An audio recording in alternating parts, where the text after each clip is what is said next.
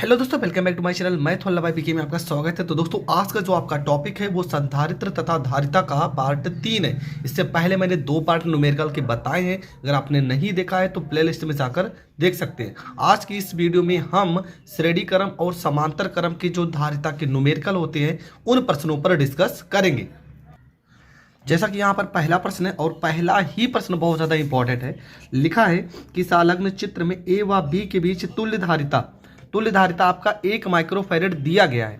आपको संधारित्र सी, मतलब यहाँ पर सी लिखा है ना, सी की धारिता ज्ञात करना है। और ये फिगर बना है और बस इतना ही लिखा है प्रश्न में, हमें ये सी की धारिता ज्ञात करना है।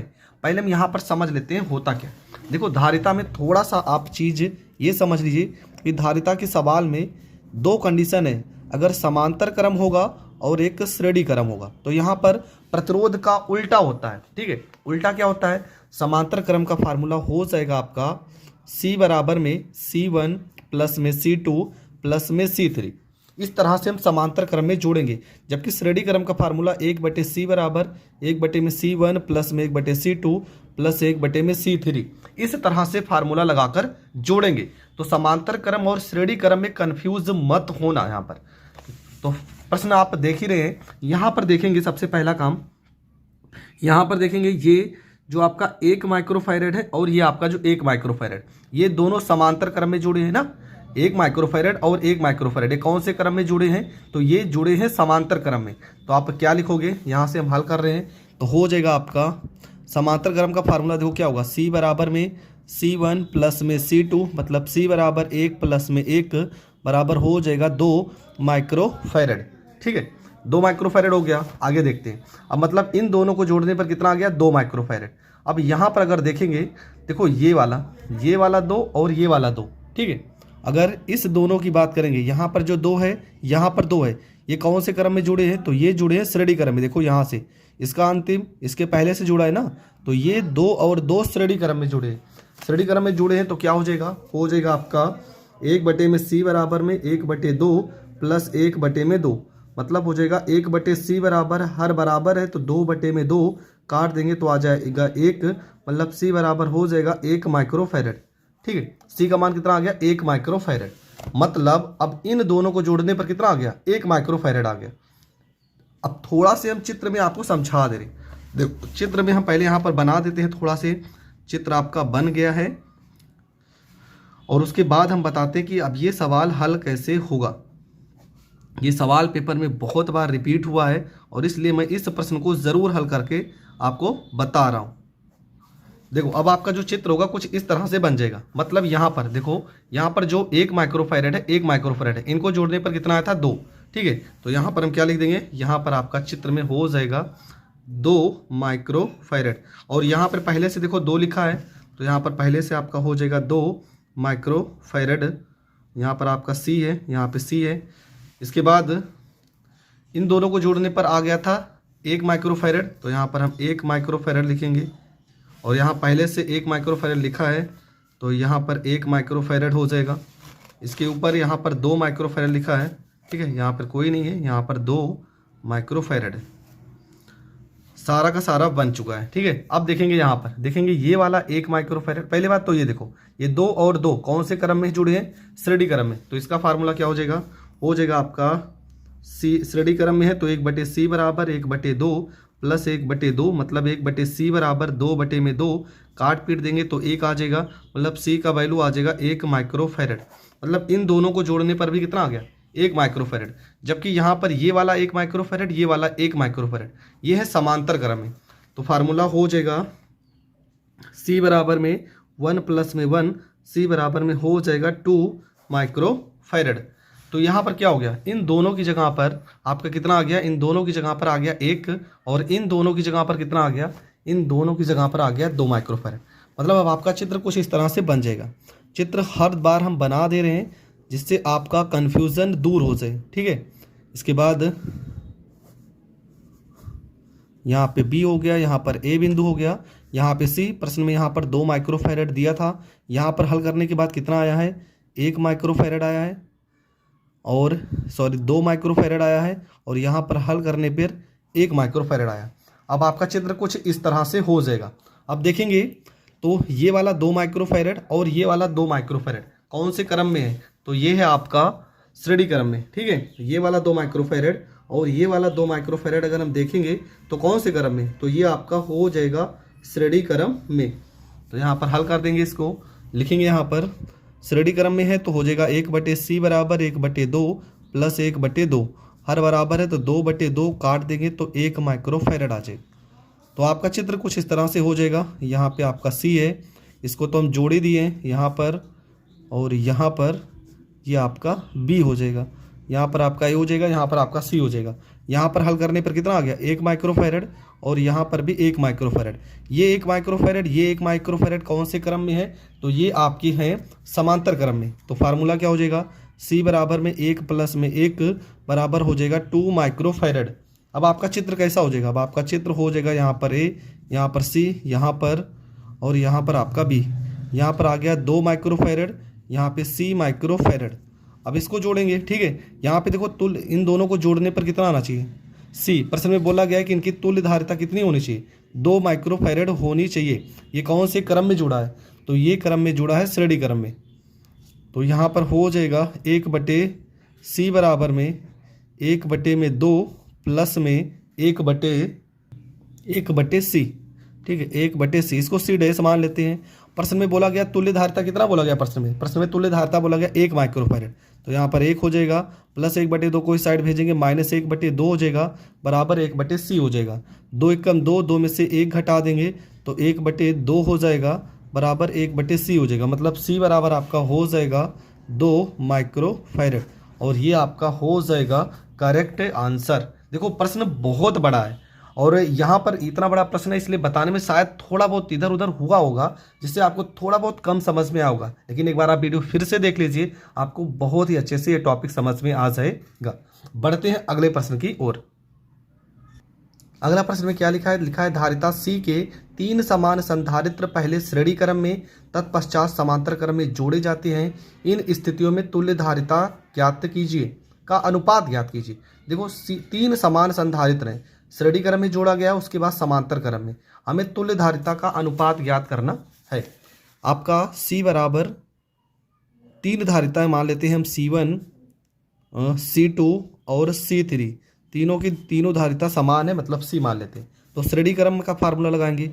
श्रेणी क्रम का फार्मूला हो जाएगा 1/C बराबर, इसे C डैश मान लेते हैं। तो 1/C1 plus 1/C2 plus 1/C3। 1/C dash बराबर धारिता समान है तो 1/C हो जाएगा। यहाँ पर हो जाएगा 1/C डैश बराबर 1 2 3, यहाँ 3/C हो जाएगा। मतलब अगर हमें वैल्यू C डैश की चाहिए तो इसे पलट देंगे, C/3 हो जाएगा, ठीक है, C/3 फैरड हो जाएगा।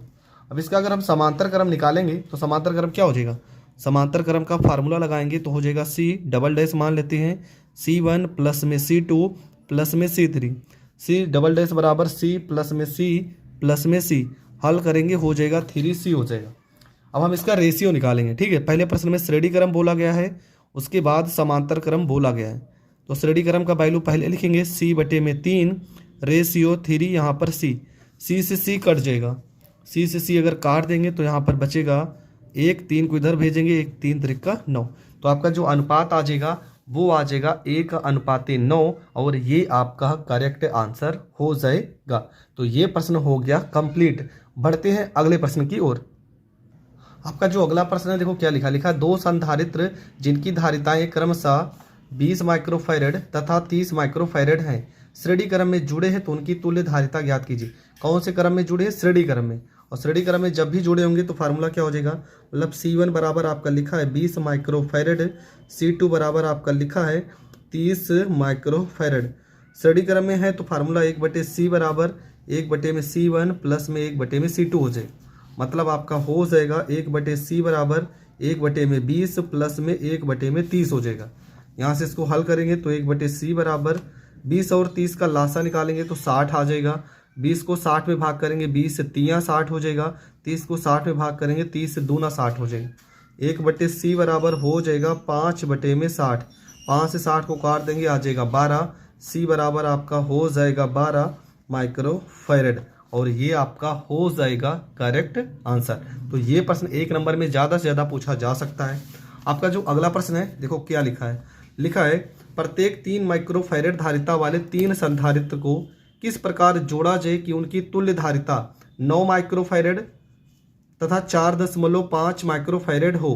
प्रत्येक का परिपथ आरेख भी खींचिए। मतलब 3 माइक्रोफैरेड धारिता के 3 संधारित्र हैं, हमें इस प्रकार जोड़ना है कि पहले आपका 9 माइक्रोफैरेड आए और दूसरे कंडीशन में 4.5 माइक्रोफैरेड आए। ठीक है, तो 9 माइक्रोफैरेड कब आएगा? 3 को अगर 3 बार जोड़ेंगे तब 9 आएगा, और 3 को 3 बार अगर जोड़ना है तो पहले कौन से क्रम में जोड़ेंगे? श्रेणी क्रम में जोड़ेंगे।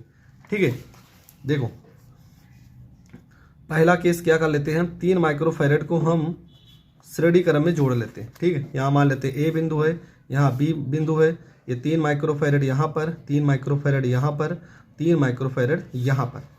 तीनों को अगर जोड़ेंगे लिखेंगे 3 माइक्रोफैरेड C1 C2 व C3 श्रेणी क्रम में जुड़े, श्रेणी क्रम में जुड़े हैं।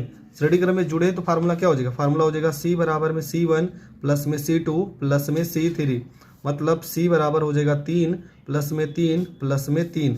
C बराबर हो जाएगा आपका 3 में 3 बार जोड़ेंगे 9 माइक्रोफैरेड।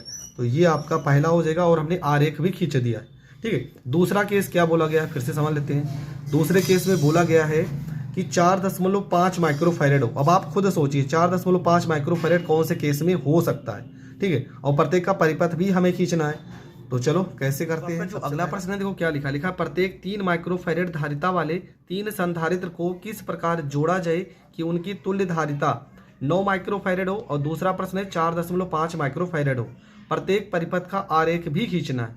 तो कैसे करेंगे? सबसे पहला काम हम लिखेंगे C1 बराबर लिखा है आपका 3 माइक्रोफैरेड, C2 बराबर भी आपका लिखा है 3 माइक्रोफैरेड, और C3 का वैल्यू भी आपका 3 माइक्रोफैरेड ये प्रश्न में दिया गया है। ठीक है, हमें कौन से क्रम में जोड़ना है कि 9 माइक्रोफैरेड आ जाए? देखो फार्मूला होता है आपका समांतर क्रम का, जिसमें हम आसानी से इसको जोड़ सकते हैं। ठीक है, ये इस तरह से हम चित्र बना देंगे। ठीक है, आप अच्छे से चित्र यहाँ पर बना लीजिएगा। ये मान लेते हैं 3 माइक्रोफैरेड है, ये भी आपका 3 माइक्रोफैरेड है, और ये भी आपका 3 माइक्रोफैरेड है। ठीक है, अब होगा क्या, ये कौन से क्रम में जुड़ा है? तो समांतर क्रम में जुड़ा है। तो यहाँ पर लिखेंगे 3 माइक्रोफैरेड, 3 माइक्रोफैरेड और 3 माइक्रोफैरेड समांतर क्रम में जुड़े हैं, समांतर क्रम में जुड़े हैं। तो इनका तुल्य प्रतिरोध क्या हो जाएगा? हो जाएगा आपका C बराबर में समांतर क्रम का फार्मूला C1 प्लस में C2 प्लस में C3, C बराबर 3 प्लस में 3 प्लस में 3, C बराबर हो जाएगा 3 त्रिक 9 माइक्रोफैरेड। ठीक है, ये आपका हो गया पहला आंसर। लेकिन प्रश्न में दूसरा भी प्रश्न पूछा गया है कि किस तरह से जोड़ा जाए कि इनकी तुल्य धारिता 4.5 माइक्रोफैरेड आ जाए। तो इसको अगर हम इस तरह से जोड़ लेते हैं, ठीक है, यहाँ पर 3 माइक्रोफैरेड और यहाँ पर 3 माइक्रोफैरेड और यहाँ पर आपका 3 माइक्रोफैरेड। ऊपर ये कौन से क्रम में जुड़े हैं? तो लिखेंगे 3 माइक्रोफैरेड तथा 3 माइक्रोफैरेड श्रेणी क्रम में है। ठीक है, श्रेणी क्रम में है। श्रेणी क्रम का फार्मूला क्या होता है? फार्मूला होता है 1/C बराबर 1/3 प्लस 1/3। 1 में 1 जोड़ेंगे हो जाएगा 2/3 हो जाएगा। इसके बाद अगर फिर देखेंगे ऊपर चित्र आपका कुछ इस तरह से हो जाएगा और नीचे भी आपका 1 जुड़ा है। ठीक है, तो यहाँ पर क्या हो जाएगा? ये आपका हो गया 2/3। इसको पलट देंगे C बराबर तो 3/2 हो जाएगा, 3/2 माइक्रोफैरेड आ जाएगा। और नीचे आपका कितना? 3 माइक्रोफैरेड। आप कौन से क्रम में है? आप है समांतर क्रम में। तो फार्मूला क्या हो जाएगा? C बराबर में 3/2 प्लस में 3 माइक्रोफैरेड हो जाएगा। 3 प्लस में 2 3 6/2, 6 में 3 जोड़ेंगे 9/2, और 9/2 को हम क्या लिख सकते हैं? 4.5 माइक्रोफैरेड। ये हो जाएगा करेक्ट आंसर। तो ये प्रश्न का आंसर कितना आएगा? 4.5 माइक्रोफैरेड।